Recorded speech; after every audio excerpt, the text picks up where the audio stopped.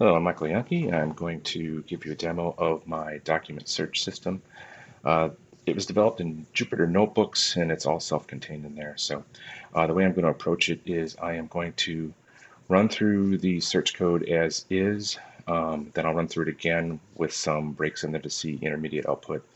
And then I'll finish up showing how the test works. So I'll go cell by cell through here. So first thing we need to do is import our libraries and some stop words and things. And then through each of these, it's just definitions of each of the functions. So I'm just going to run through each one. I'm limiting it right now to 1,000 documents out of the total 180, so 1,000 available just for time. So these will load fairly quickly. And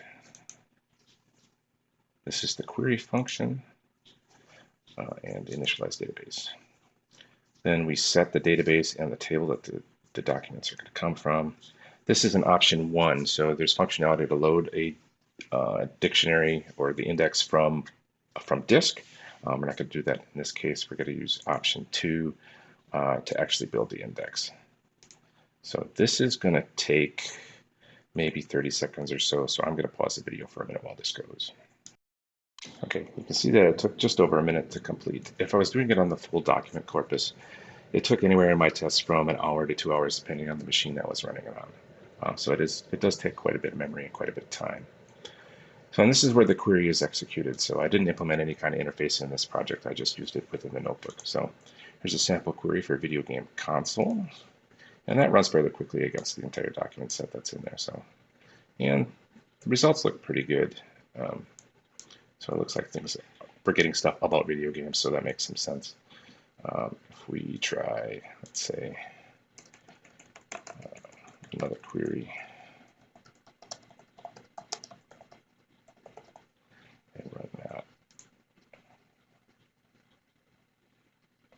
Not as great, so I'm not getting a lot of Donald Trump results here, but I did limit it to 1,000 documents, so there's a chance that I didn't find any Donald Trump documents that were in there. So, all right, so that's essentially how the system works. I'm going to switch over to this other side here, where I've broken it down with some, not as functions, but just so that we can see some output. I am going to load this to 100 documents, so it's a little bit quicker.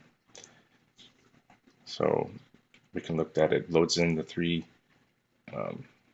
columns in the data frame: title, content, and also the ID. The ID is not used for indexing, it's just for reference. This will index the documents. That will take a little bit of time. With only 100, hopefully not too long. I'll just pause for a second. All right, so it took about 30 seconds even with 100 documents. Here's the initial index. So it hasn't been weighted yet. And this is the document terms used for links. So it's by document instead of by term like this. It's just for later for weighting. So what we're going to do is we're going to calculate TF-IDF here and update that index. That doesn't take very long, so then we can print it again with the weighted scores. Just a moment. So there they are. Now we can see our weighted scores. Now we're going to do the document length calculation. We can look at these document lengths that come out. It's again by document for all the terms in that document. Here I still have it as a query function, so that's no different. We're not going to run this initialize. So I'm really not going to show anything else here. I can show this this query here, I believe, without anything else. Yeah, so that's that. Okay, as a final demo here is I'm going to show how I tested the index. I'm using the time database. I loaded these into another SQLite database so that matches the functionality. I went ahead and loaded it so we didn't have to wait for it here. So that's already been loaded into the same index and doc length dictionaries. Here we set the query selection for all the testing and the relevance for those queries. So we can load that. This will then execute the query for each one of the queries that are in there, and it will do it for one document, 5 documents, all the way through 50 documents. This takes a few seconds to run. So now it actually prints out the results. We can see the hourglass is still churning there, so it's not quite done yet. I'll pause for a second while that continues. Okay, so that's complete. You can see all the output here for all the queries and all the documents. I won't go through them. The next step is to then calculate the precision and recall. So that's what this long piece of code does here. So I will run that. So, and then it also puts the intermediate output as it cycles through each one of these queries, if you're interested in seeing the intermediate output. But it is calculated for a mean for each of the document counts. So this will print it out as a table. So we can see here the precision and recall for each one of those iterations.